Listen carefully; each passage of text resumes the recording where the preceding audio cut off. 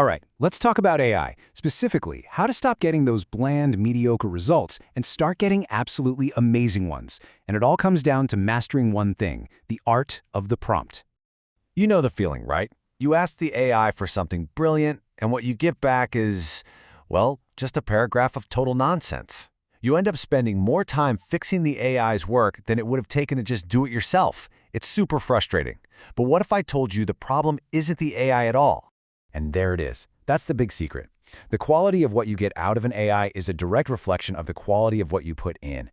You got to stop thinking of it like a magic 8-ball and start thinking of it like a super smart but very literal assistant. It can only work with the instructions you give it.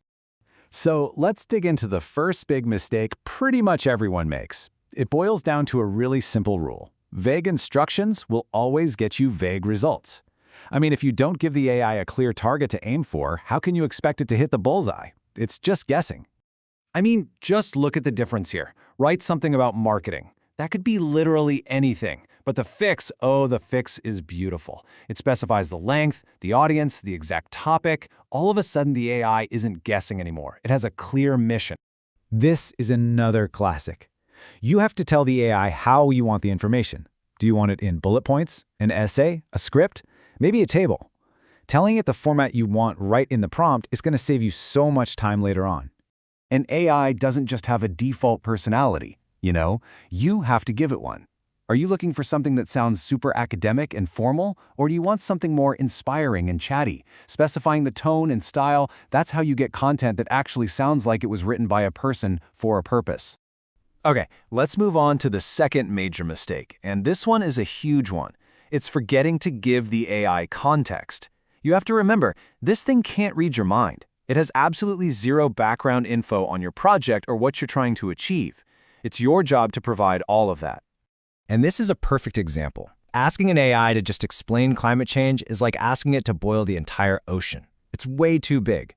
But telling it why you need the explanation, for a 10-year-old school project, that instantly focuses the response. It becomes simple, clear, and actually useful. So who are you talking to? Think about it. An article about investing for a Wall Street pro is going to be completely different from one for a college student who's just starting out. That's why defining your audience is non-negotiable. It tells the AI what kind of vocabulary to use, how complex to make it, and what examples will actually make sense. Look at this one. Write a professional email. It's an impossible task. An email to who? About what? What's the situation here? Giving those key details, the who, what, when, where, why, that's the only way you're going to get a useful, specific email instead of some generic template that helps no one. Okay, on to our final category of mistakes. And this one is less about what you're asking and more about how you're asking it. You have to stop thinking of this as a one-and-done command. It's not. It's a conversation. I see this all the time. People will throw like 5 different huge requests into a single prompt. Something like, write me a business plan, a marketing strategy, and all the content for my website. And the result is always shallow, because the AI tries to do a little bit of everything and ends up being good at nothing. So the solution is actually really simple, but it's so powerful. Just break it down. Ask for one thing at a time. So maybe you start by saying, give me a great outline. Once you've got that, you ask it to flesh out section 1, then section 2. You build the final product piece by piece, and that way you stay in control of the quality at every single step. And there's a name for this process. It's called iteration. Your first result is almost never the final one. You should think of it as a first draft.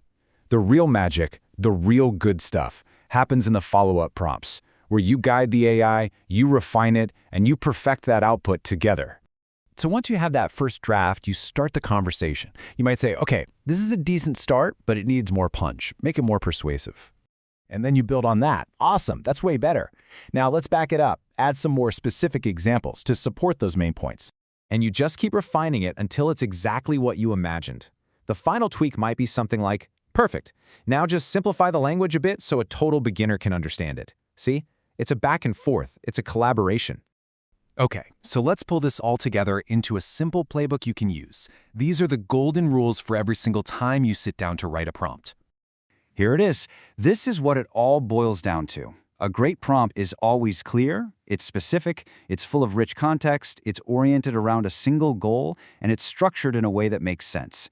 If your prompt has these 5 things, trust me, you are already 90% of the way to getting a fantastic result.